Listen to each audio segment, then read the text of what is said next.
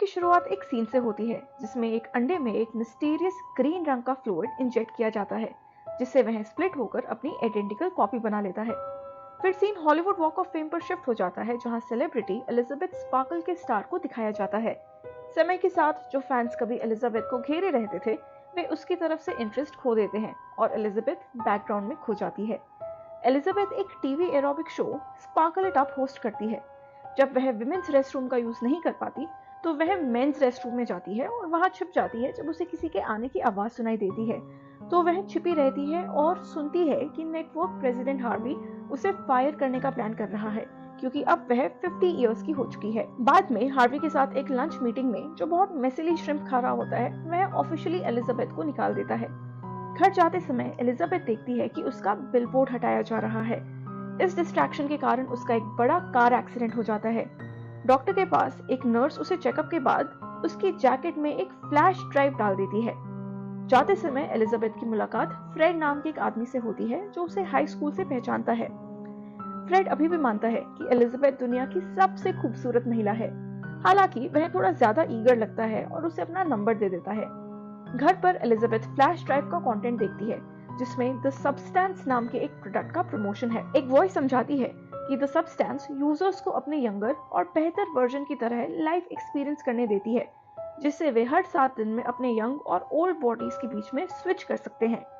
शुरुआत में हेसिटेंट रहने के बाद एलिजाबेथ, जो अपनी पास्ट फेम को याद कर रही होती है और अकेलापन महसूस कर रही होती है, दिए गए नंबर पर कॉल करती है। वह एक एड्रेस प्राप्त करती है।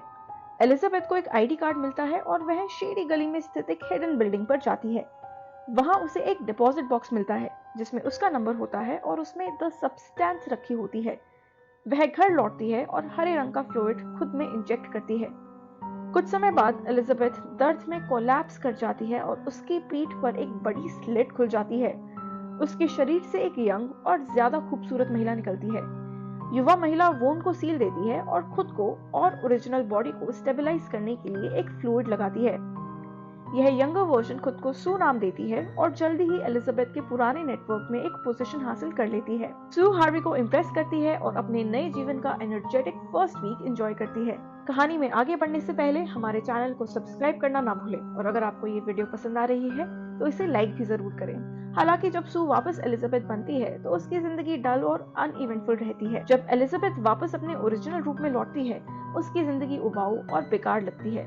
उसका सिग्निफिकेंट एक्टिविटी सिर्फ नेटवर्क में जाकर हार्वी से अपना सामान लेना होता है। जब सू वापस आती है, उसका नया शो फुल टाइम स्लॉट के लिए अप्रूव हो जाता है और हार्वी उसके अनयूजुअल शेड्यूल को अकोमोडेट करता है। सू अपने बाथरूम में एक हिडन रूम बनाती है, जहां वह एलिजाबेथ की अनकॉन्शियस बॉडी को स्टोर कर सके। इस कंस्ट्रक्शन की आवाज से उसका एक एंग्री नेबर शिकायत करने आता है, लेकिन जब वह सू को एलिजाबेथ की जगह एक स्टनिंग यंग महिला के रूप में देखता है, तो ऑकवर्ड होकर पीछे हट जाता है और अनसक्सेसफुली फ्लर्ट करने की कोशिश करता है। सू एक रात बाहर जाती है और स्विच बैक करने से ठीक कुछ घंटे पहले वह एक आदमी ट्रॉय को अपने घर लेकर आती है, लेकिन एक नोज ब्लीड सिग्नल करता है कि उसका समय खत्म हो चुका है। और समय पाने के लिए सू स्टेबलाइजर ट्यूब का रीयूज करती है और एलिजाबेथ के बॉडी से एडिशनल फ्लूइड एक्सट्रैक्ट करती है।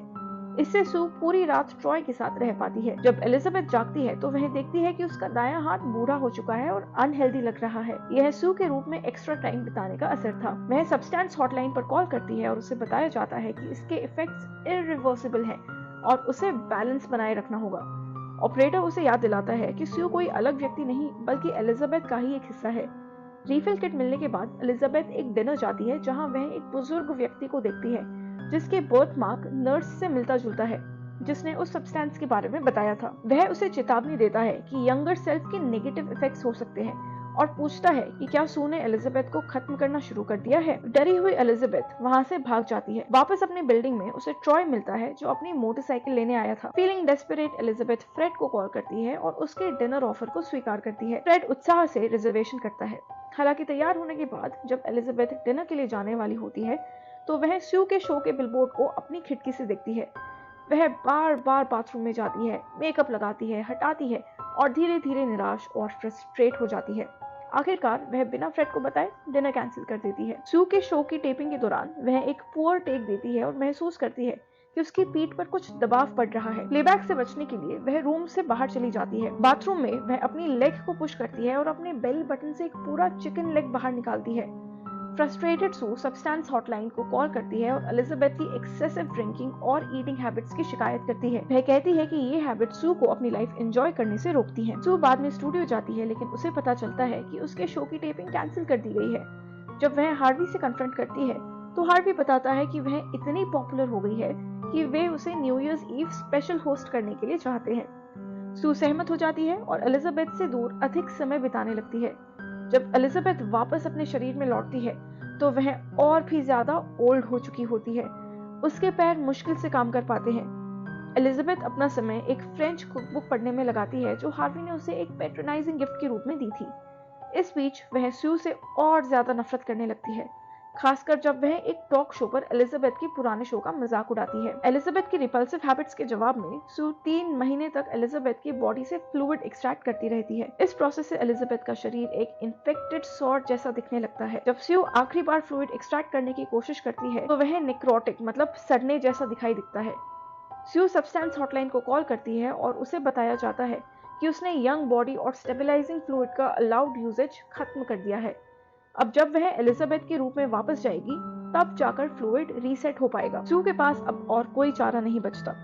वह एलिजाबेथ के शरीर में वापस लौटती है, लेकिन एलिजाबेथ का शरीर अब एक विकृत और हंचबैक जैसा डरावना रूप ले चुका है। एलिजाबेथ सब्सटेंस का इस्तेमाल बंद करने का फैसला करती है, यह जानते हुए कि यह उसकी डिफॉर्मिटीज को उल्टा नहीं कर सकता। वह अपने जीवन को इसी रूप में जीने का फैसला करती है। एलिजाबेथ एक ब्लैक फ्लूइड तैयार करती है ताकि उसे सू के चेस्ट में इंजेक्ट किया जा सके, लेकिन इसे पूरी तरह इंजेक्ट करने से पहले वह हिचकिचाती है और सिरिंज हटा लेती है। सू जागती है और पहली बार एलिजाबेथ का सामना करती है। गुस्से में सू एलिजाबेथ पर वायलेंटली हमला करती है। सू बार बार एलिजाबेथ का चेहरा मिरर में स्मैश करती है और आखिरकार उसे मार देती है। सू नेटवर्क जाती है ताकि न्यू ईयर्स ईव स्पेशल की तैयारी की जा सके, लेकिन उसके शरीर का डिसइंटीग्रेशन शुरू हो जाता है। उसके सामने के दांत गिर जाते हैं, उसके फिंगरनेल्स डिटैच हो जाती हैं और उसका बायां कान स्लाइड होकर गिर जाता है। घबराई हुई सू घर लौटती है, डेस्परेट होकर सॉल्यूशन ढूंढती है और उसे एक्टिवेटेड फ्लूइड की वाइल मिलती है। यह वाइल एक बार यूज करने के लिए ही थी। सू सोचती है कि इससे एक और यंग बॉडी रिस्टोर हो जाएगी। वह खुद को इंजेक्ट करती है, लेकिन इसके बजाय यह एक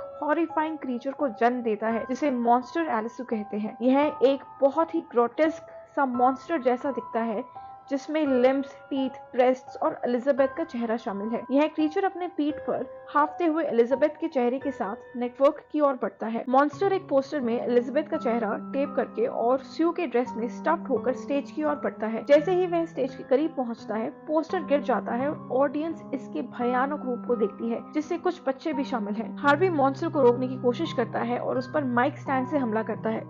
यह मॉन्स्टर का सिर उड़ा देता है, लेकिन उसका सर तुरंत रीजेनरेट हो जाता है।